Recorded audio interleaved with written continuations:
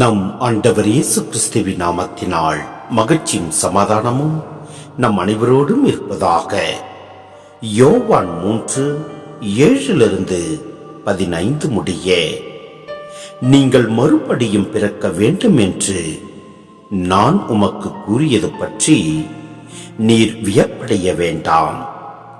காற்று விரும்பிய திசையில் வீசுகிறது, அதன் ஓசை உமக்கு கேட்கிறது, ஆனால் அது எங்கிருந்து வருகிறது என்றும் எங்கு செல்கிறது என்றும் உமக்கு தெரியாது.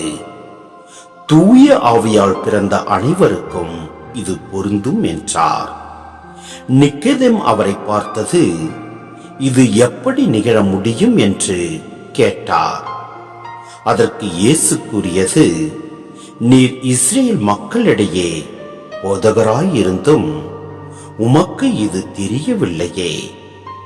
எங்களுக்கு தெரிந்ததை பற்றியே பேசுகிறோம், நாங்கள் கண்டதை பற்றியே சான்று பகர்கிறோம். எனினும் எங்கள் சான்றை நீங்கள் ஏற்றுக்கொள்வதில்லை என உறுதியாக உமக்கு சொல்கிறேன்.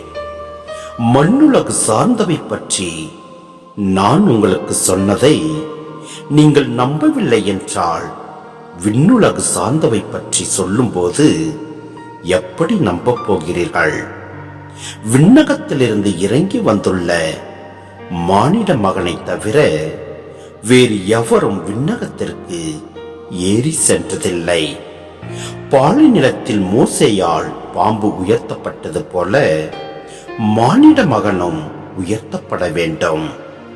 அப்போது அவரிடம் நம்பிக்கை கொள்ளும் அனைவரும் நிலை வாழ்வு பெறுவர். சிந்தனை: புது பிறப்பு அடைந்தோரின் இயல்பு பற்றி இங்கு பேசப்படுகிறது.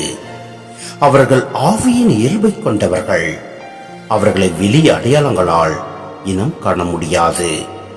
இயேசு இங்கு கூறுவது போன்று காற்றை பார்க்க முடியாது, அதன் ஓசையைதான் கேட்கலாம்.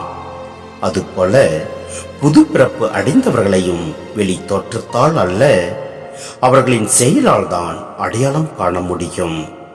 அவர்களின் செயல்கள் அன்பு, மகிழ்ச்சி, அமைதி, பொறுமை, பரிவு, நன்னயம், நம்பிக்கை, துணிவு, தன்னடக்கம் போன்றவையே.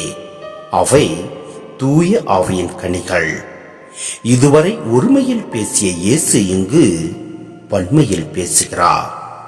இங்கு அவர் புதிய சமூகத்தின், கிறிஸ்துவின் சமூகத்தின் பிரதிநிதியாக யூத சமூகத்திடம் பேசுகிறார். இவ்வதிகாரத்தின் மைய செய்தியாகிய நிலை வாழ்வு என்னும் கருத்து இங்கு வலியுறுத்தப்படுகிறது.